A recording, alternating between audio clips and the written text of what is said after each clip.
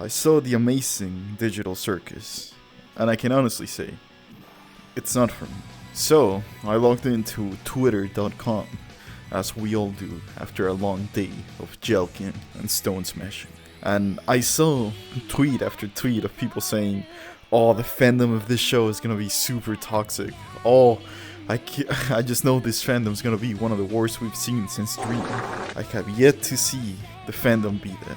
All the memes I've seen is like Pong Me, the Jester girl, having a mental breakdown. I haven't seen, I guess, like schizo rants. But I sure did see people taking Benadryl and fighting the Hatmen, fighting an entity that isn't there. They were the ghost hunters. Hello everyone, Rin here, or Alias. And today I shall discuss what makes a fandom toxic. Now, a fandom, no matter how small it is, will form. It's the natural order. If something exists, it has followers of it. I have almost 400 followers as the recording of this video. Thank you very much. But of course, something more popular like the MCU or Rick and Morty has a way bigger fandom, and we can all spot people that are into those things easily. But now, what makes a fandom toxic? And I feel like the answer is relatively simple. It just has to be applied for multiple scenarios of the fandom, and that is when a fandom cannot accept criticism. Now, it's natural to defend the thing you like. Of course, someone criticizes something you're passionate about. Your natural instinct will be to defend the thing. Look at sports fans. Even if their team goes 0-16, they'll still say that it's the best team on the league somehow. But there is a line, and there is some level of criticism you must take.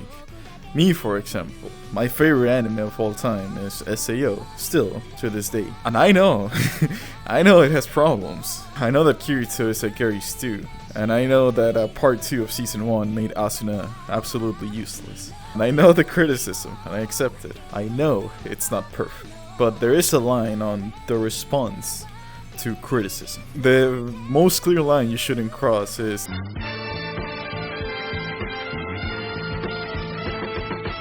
try to cuss someone on real life just because they don't like something that you are passionate about. Your response should be, hey, I'm gonna kill you with a rock. Now there is another blurry line. I'm gonna use Dream as an example. Dream's fans, if you're a big creator and you shit on Dream, because if I shit on Dream, it's whatever. They'll respond with a goddamn works-cited scholarly article worthy to rival my thesis, and these kinds of people is what makes a fandom look bad. Think back to the smartest show on earth, Rick and Morty. When that one fan said, your IQ isn't high enough to understand the show, that forever tainted the image of Rick and Morty. Now, saying that, it's now hilarious, and the fandom kinda adopted it. But it was super cringy, at least for that one person.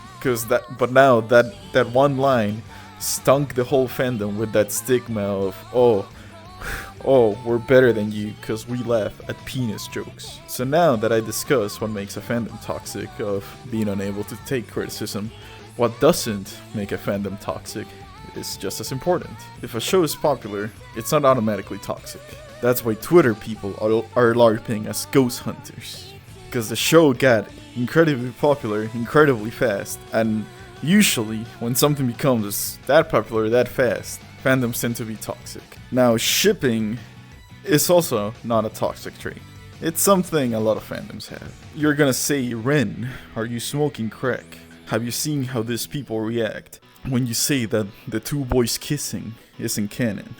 And I'm telling you, yes, I've seen that. I also have a Twitter account. But the thing that makes shipping toxic ties with what makes it toxic in the first place. Not being able to take criticism. That person blew up at you for calling the ship cringy or bad, not because it's inherently in the shipping game, but because they couldn't take the criticism of the shipping. Now, shipping can be a little iffy, you know?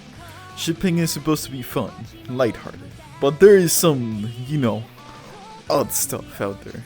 Usually use the rule half your age plus 7 for age gaps on shipping. it can also get problematic when real people get shit. I see this as a problem more with like VTubers, because there's kind of a disconnect behind the real person and the anime character they're portraying themselves as. Unless they're okay with it, like you see them reposting shipping art and stuff like that, and then you can, it's better to play it safe. Unless the creator, gave you the green light. Age rating and target demographic. If a show is saying that adults like Hazbin Hotel, or a show is saying that kids like Steven Universe, it won't inherently cause trouble just because that's the target audience. Look at a show like The Boys that's aimed at adults and the fandom isn't really toxic. Look at something like Regular Show that's aimed for more like the PG-13 crowd, and the fandom is also not toxic. So just because it's like, oh, it's a cringy adult cartoon that they just cuss, or oh, it's just a show for kids and babies, it won't make the show have a toxic fan base by themselves. Now this last part is the last bastion to hold toxicity in. This is a safety net. This is Wall Maria, which I think I got it right. The creator/writers of the show. No one in this planet is able to control their audience completely. It's an impossible task. It's a Sisyphus rock. You're just gonna try, and you'll only grow more tired. So what the creator can do is what the amazing digital circus creator is doing. It's warning people to stay, safe and non-toxic. He's cultivating a non-toxic fandom by drawing a line of what's okay to do with him. Now, that won't control everybody. You're bound to catch some loonies, while you're able to keep them more grounded by saying stuff like that. Dream, for example, did the opposite. He cultivated an audience that is extremely sensitive and prone to toxicity. He did this by apologizing for any outrage he may cause, no matter how small. I think the stupidest one was the Warcry controversy. That offended a total of 5 people, and yet he made a massive apology for it. He didn't have to do that. People were like, oh, you're culturally appropriating Native American. And he said, oh, at first he stuck his feet on the ground. He was like, no, I'm not.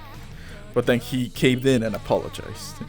He's cultivating this audience that it's okay to be offended at anything. And now, when you think of a toxic YouTuber fan base, you immediately think of Dream. He did this to himself. He is reaping what he has sowed long ago. Now you're saying, oh, maybe it's because they are kiddies, Dream is a child entertainer, and there's no shame in that. If child labor fills your pockets, why shouldn't I be allowed to put children in the mines? Now, someone with a more mature audience that had this problem was someone like Ice Poseidon. Ice Poseidon was a very unique case. The audience was toxic not to other people, but to the creator himself. And this is pre-ban. He made an audience that always wanted to see him get into a car crash, basically.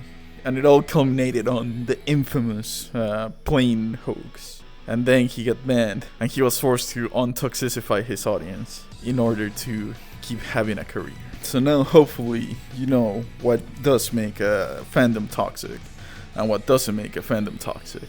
So you can look out for these patterns, and you're not looking out for Sadako at 3 a.m. like I did. Well, that has been all.